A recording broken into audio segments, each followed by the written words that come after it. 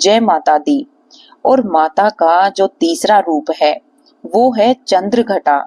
चंद्रघटा पर भी एक कथा है। आइए सुनते हैं हम माँ चंद्रघटा की वो पौराणिक कथा। अपनी कठोर तपस्या से भगवान शिव को वापस जीतने के बाद देवी पार्वती राजा के महल लौट आई थी। राजा हिमवान और देवी मैनावती अपनी पुत्री को अपनी तपस्या में सफल देखकर बहुत प्रसन्न हुए थे। शिव और माता पार्वती के विवाह का दिन आ गया था। सभी देवता इस बात से बहुत खुश थे कि उनके भगवान का विवाह हो रहा है। भगवान शिव के सभी गण उनके बारात तथा साथ में राजा हिमवान के महल में पहुंच गए। वहां तो भोलेनाथ हैं, उनके नाम की महिमा ही अलग है। उनका नाम ही शिव है, जो शुभता को धारण करते हैं। उन्हें बाहरी दिखावे से कोई मतलब नहीं रहता, वो तो सिर्फ मन की स्वच्छता को देखते हैं। और वह जैसे थे वैसे ही विवाह के लिए आगे बढ़ गए थे। वासुकी और दशक जैसे अपने भयानक सांपों के साथ उनकी माला, कनक, कमरबंद और बलियां थी। उनके बाल उलझे हुए थे और उनके पूरे शरीर पर शमशान की राख से ढका हुआ था। उन्होंने अपने पांचों सिर प्रकट किए थे। वह प्रभावशाली, उग्र और तीव्र दिख रहे थे। वह बारात में राजसी घोड़ों पर सवार अन्य लोगों के विपरीत एक बैल पर सवार होकर आए थे। मैना देवी माता पार्वती की माँ, जो अपने दामाद पर नजर डालने की उम्मीद से प्रतीक्षा कर रही थी, भगवान शिव के प्रकट होने पर हैरान और निराश हो गई थी। उनका रूप न केवल अरुचिकर था, बल्कि वो अत्यंत अनियंत्रण और विचित्र रूपों से घिरे हुए थे। भूत, प्रेत और पिशाच बम बम बोले के नारे लगा रहे थे और आवाजें बहुत दूर तक गूंज रही थी। भूत, पिशाच, साधु और अघोरी बारात में शामिल थे। गण उनके उत्साहित थे और उनकी मर्यादा के लिए कोई जगह न थी। उनकी खुशी का कोई ठिकाना न था। लेकिन यह किसी भी तरह से कोई सुंदर या सुखमय दृश्य नहीं था। इस तथ्य को पचाने में असमर्थ उनकी माता मैना देवी सोच रही थी कि उनकी शाही कोमल बेटी अब अपने पति से जैसे आंतरिक स्वभाव वाले व्यक्ति के साथ कैसे प्राणियों के बीच में रहेगी। मैना देवी अचेत हो गई थी। देवी पार्वती ने शिव तत्व को गहराई से आत्मसात कर लिया था और जैसा कि हमने उनके ब्रह्मचारिणी रूप में देखा था, वह सप्त ऋषियों के लिए सदैव सिद्धांत की गुरु भी थी। फिर भी अपनी पूरी करुणा के साथ उन्होंने एक माँ के रूप में मैना देवी को दुर्दशा को समझा था और वह भोलेनाथ को शांत होने और विवाह के लिए एक सूक्ष्म स्वरूप प्रस्तुत करने के लिए मनाने गई थी। देवी पार्वती ने स्वयं शिव को तीव्र रूप से मेल खाने के लिए क्षण भर के लिए उग्र रूप धारण कर लिया था। उनके 10 हाथों में विभिन्न शस्त्र थे और उनके मुकुट पर एक घंटी के आकार का चंद्रमा था। देवी के इस रूप को चंद्रघटा रूप में पूजा जाता है। माँ के इस रूप ने भगवान शिव को रौद्रीय रूप को शांत किया था और उनके उपद्रव्य गणों को वश में कर लिया था। चंद्रघटा के उग्र और तेजस्वी रूप को मानते हुए माँ ने शिवजी को शांत रूप से धारण करने का आग्रह किया था, जिस पर वह तत्पश्चात सहमत भी हो गए थे। और माता के अनुरोध पर शिव ने अपना भयानक रूप को त्याग कर और भगवान विष्णु को अपने आकर्षण दूल्हे के रूप में उनका श्रृंगार करने दिया था। भगवान शिव को इस रूप में चंद्रशेखर के नाम से जाना जाता है। वैभव विवाह के बाद देवी पार्वती एक शालीन नई नवेली दुल्हन के रूप में भगवान शिव के साथ चली गई थी।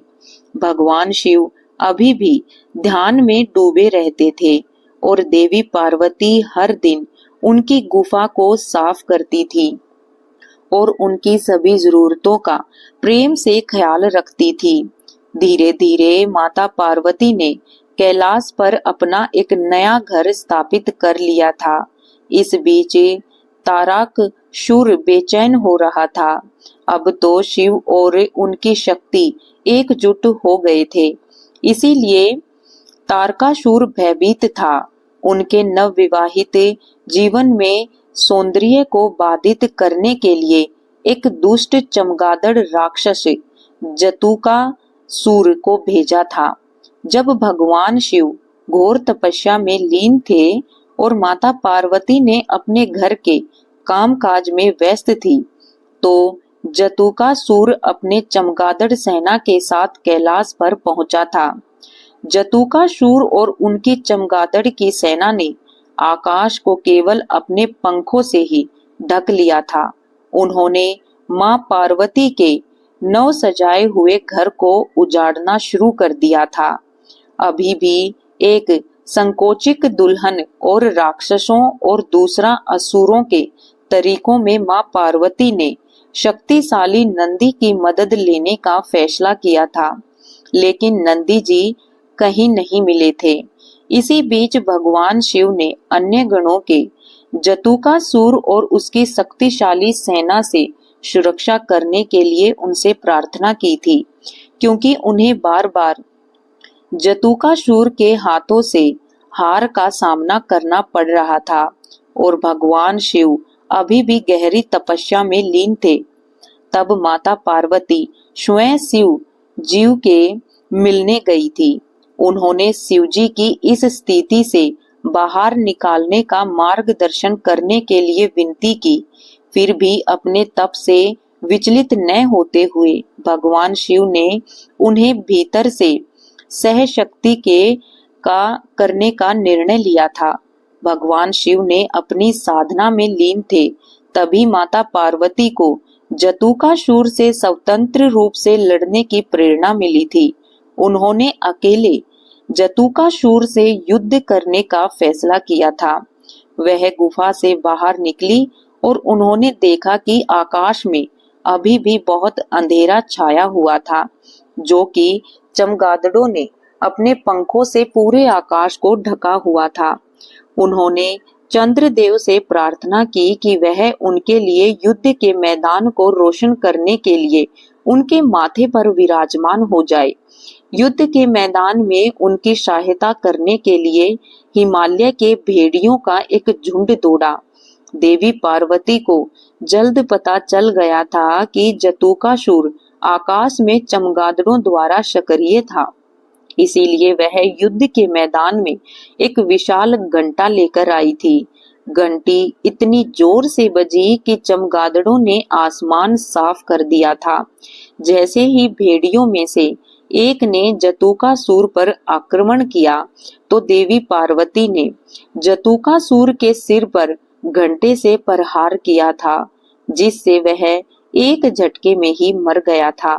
अब माथे पर चंद्र और हाथ में घंटा लिए देवी के इस रूप को ब्रह्मदेव ने देवी चंद्र घंटा के नाम से विराजमान किया था। यह कथा इस बात का प्रतीक है कि हमारे अंदर जो शक्ति है, उस शक्ति को हमें पहचानना चाहिए। अपनी शक्ति की पहचान करने के लिए देवी चंद्रघटा की आराधना करनी चाहिए। जैसे कि भगवान शिव ने माता पार्वती को बताया कि चंद्र घंटा के रूप में युद्ध करके पास मौजूद अपार शक्ति का एहसास कराने के लिए घंटे के आकार का अर्धचंद्र भी सुशोभित किया। सुनहरे रंग वाली 10 भुजाओं वाली सुनहरे शेर पर सवार 8 कोमल हाथों में त्रिशूल, गदा, तीर, धनुष, तलवार, कमल, घंटी और रुद्राक्ष की माला तथा कमंडल युक्त पानी का बर्तन है। यदि उनके एक हाथ में अभय मुद्रा भय को दूर करने वाली मुद्रा है। उन्होंने नारंगी रंग के वस्त्र पहने हैं। वह शेर पर सवार है और जो बहादुरी और ताकत का प्रतीक होती है। ये थी माँ चंद्रघटा। माँ चंद्र